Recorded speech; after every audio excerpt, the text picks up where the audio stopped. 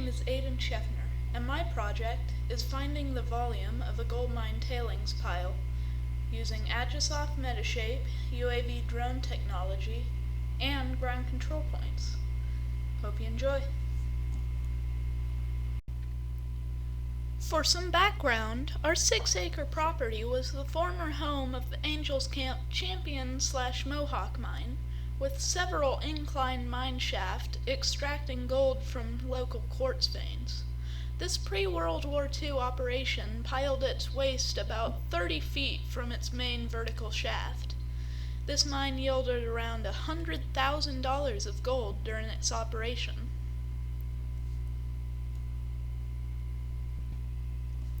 Objectives.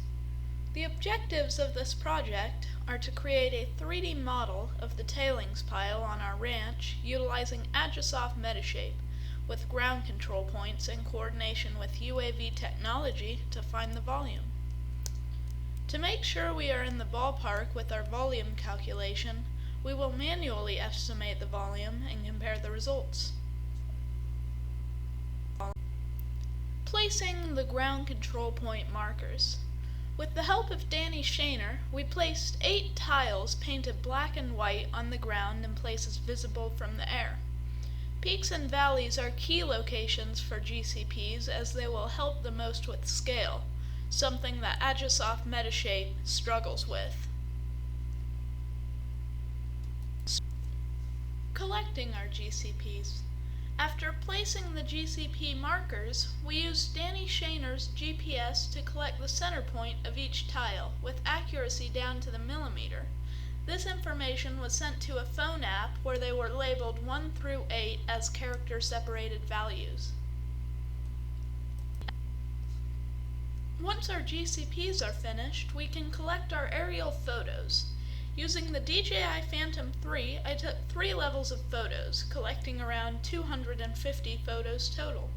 On the lowest level of photos, I did an orbit around the tailings pile with a camera angle of 45 degrees to see underneath the tree, and get a more complete model. The next pass was higher, with no camera angle and in the standard grid pattern. The final pass was again a vertical camera angle but higher, at 400 feet. Along with the photos, the drone's lat-long positions were also saved to make photo alignment easier in Metashape. Adding and deleting low-quality photos. After collecting photos, the next step is to import them into Agisoft.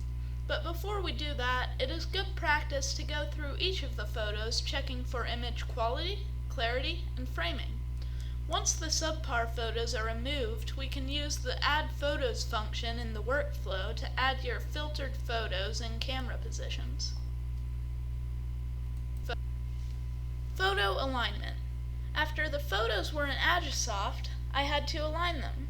To do that, I set accuracy to medium and source to estimated. With our computer, this took about 3 hours to process. Notice the background with our sparse point cloud, as well as our camera positions and angles. Ground control point setup. As we are utilizing ground control points in our model, the next step is to set them up, starting by importing the points we collected. To import points, I selected Import in the reference pane and then selected the spreadsheet with our character-separated values and imported them. After that, I went through about 1/3 of the photos, aligning the points with the marker tiles in each of them. To do that, I simply dragged the flags to the corresponding tiles in each of the aerial photos. Agisoft Processing. After setting up the GCPs, we just need to run through the standard workflow with Agisoft by building a dense cloud at medium quality, building a mesh at medium quality, building a texture at high quality, and finally building a tiled model at medium quality. After this, the model is complete. Finding the volume. With a complete model, the next thing to do was isolate the pile with freeform selection, circle selection, and rectangular selection tools. Once the model is isolated, you need to fill gaps using the Fill Gaps function. Then you can finally use the Measure Area and Volume tool. As you can see, the volume came out as 732.751 cubic meters. Finding the volume manually. After finding the volume through Agisoft, I wanted to find the volume with traditional methods to compare the results. To find the volume manually, we made a rough sketch of the pile, basically lumping the pile into blocks. After making our measurements and calculating the volume, it came out to about 787 cubic meters. Results. With Agisoft, we found the volume to be 732.751 cubic meters, and manually calculating the volume resulted in 787 cubic meters, almost 58 cubic meters off from Agisoft. And depending on what you are using that information for, it could be disastrous. For a tailings pile, however, the main things you need to test for are heavy metals and asbestos. And according to the Department of Toxic Substances Control recommended sampling guidance, you need to have one test per 191 cubic meters, which means we need 4 samples for a representative sample size. How is this information useful?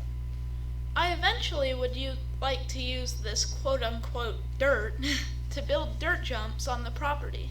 And before we spread it, it would be a good idea to test for harmful substances.